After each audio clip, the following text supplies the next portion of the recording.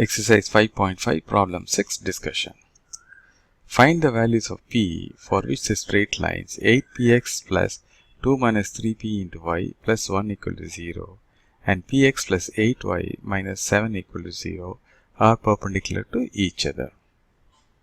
Right, so here it's very similar to the previous problem, but I think what will happen is you will get a quadratic equation in p because the terms are quite big, right? And so you will get a quadratic equation. So lines are perpendicular. So like a previous problem, find the slope of the first line, slope of the second line, multiply them and equate it to -1. You probably will get a quadratic equation in p and solve it and get the value of p, right? So what is given here? Anyway, let's mark it. As a practice, we should get into this. Marking what is given. Okay, right. The lines are given and they are perpendicular to each other. We are asked to find the value of p. When the lines are perpendicular, product of their slopes m1, m2 equal to -1. This is a key principle on which we need to work. Formula: slope m equal to negative coefficient of x divided by coefficient of y. So let's see the steps. Calculate the slope of both lines using m equal to minus coefficient of x divided by coefficient of y. Multiply the slopes and equate it to -1. As the lines are perpendicular, their slopes, the product of the slopes equal to -1. So multiply the slopes of the two lines and equate it to -1. You will get a quadratic equation in p. Solve that equation and get the value of p. Got it? So please pause the video here and try to work this problem on your own. And on completion, please come back and check your working against our solution. Given the solution, right? Given the two equations are given: 8px plus 2 minus 3p into y plus 1 equal to 0 and px plus 8y minus 7 equal to 0. And the lines are perpendicular. The slope of the line is given by this formula. Right, so let's find the slope of this line. So slope of this line is minus coefficient of x, that is minus 8p, divided by the coefficient of y, that is 2 minus 3p. Right, so it is minus 8p divided by 2 minus 3p. And now take the second line, that is px plus 8y minus 7 equal to 0. So slope of this line is minus coefficient of x, that is minus p, divided by coefficient of y, that is 8. So it is minus p by 8.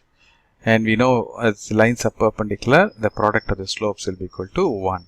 So minus 8p divided by 2 minus 3p into minus of p by 8 will be equal to -1. So that's what is done here. This 8 and 8 will cancel and minus will become plus. Right, and you okay, and then what will happen? You will get p square divided by 2 minus 3p will be equal to -1. Now you cross multiply and simplify, you will get a quadratic equation. So when you cross multiply, you will get p square equals minus of 2 minus 3p. So this will be p square. Now we expand this, minus 2 plus 3p, right? Then this will become p square minus 3p plus 2 equal to 0. So this is a quadratic equation in p. We need to solve by factorization. The factors of 2 into 1, that is constant into coefficient of p square is 1. So it is 2. 2 needs to be factorized. So 2 can be written as minus 2 into -1 and minus 2 minus 1 equal to -3, which means this minus 3p must be written as minus 2p minus p, right? That's what we have done here. P square minus 2p minus p plus 2 equal to 0. We have not changed anything. All we have done is that rewritten this slightly different. Minus 3p, we are writing it as minus 2p minus p, right? You can take p commonly out from the first two terms, so that is p into p minus 2. And here, if you want to get the same p minus 2, you'll have to take -1 commonly out from these two terms. So when you take -1, this will become p minus 2. So now you can take p minus 2 commonly out.